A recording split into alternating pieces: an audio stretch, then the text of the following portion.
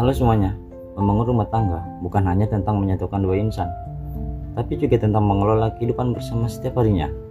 Banyak pasangan fokus pada pesta pernikahan, namun lupa mempersiapkan esensi setelahnya. Hari ini, kita akan membahas 3 krusial yang menentukan kebahagiaan sebuah keluarga. Manajemen keuangan, pencegahan, kekerasan, dan bentuknya pola kehidupan. Pilar yang pertama adalah keuangan. Masalah finansial seringkali menjadi pemicu utama keretakan rumah tangga. Kuncinya bukan seberapa besar penghasilan, melainkan bagaimana Anda dan pasangan Anda mengelola bersamanya. Itu yang pertama, lakukan transparansi ya. Yang kedua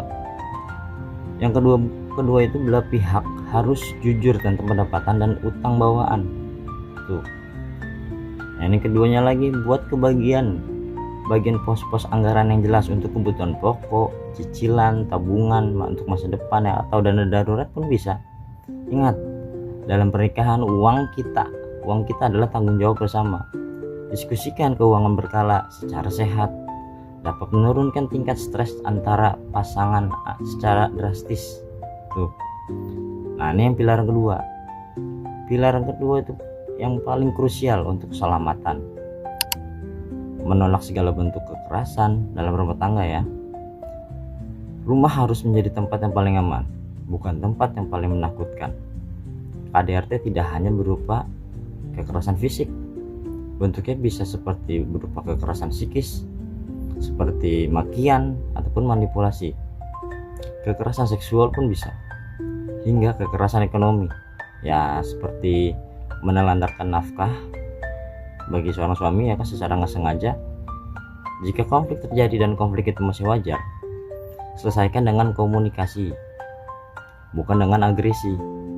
Jika Anda atau orang terdekat mengalami KDRT, jangan ragu untuk mencari bantuan ke lembaga hukum, psikolog, ataupun layanan pengaduan resmi. Keamanan fisik dan mental itu harus dijaga, paling prioritas. Pilar yang ketiga nih, pola hidup. Bagaimana sih rutinitas harian Anda? Setiap bangun ya kan, pola hidup sehat. Di sini mencakup kesehatan fisik dan emosional. Secara fisik, biasakan menjaga nutrisi makanan di rumah dan istirahat yang cukup juga. Secara emosional pun kan bisa terjaga ya. Dari bangun pagi kita harus membagi peran secara domestik yang adil ya. Mengurus rumah dan anak bukan hanya tugas istri, tapi tanggung jawab bersama. Sediakan waktu khusus tanpa gawai, maksudnya untuk saling mendengar cerita pasangan. Kebiasaan-kebiasaan kecil yang positif ini akan menjaga keharmonisan tetap awet dalam jangka panjang. Nah, yang terakhir, menikah adalah perjalanan panjang yang dinamis.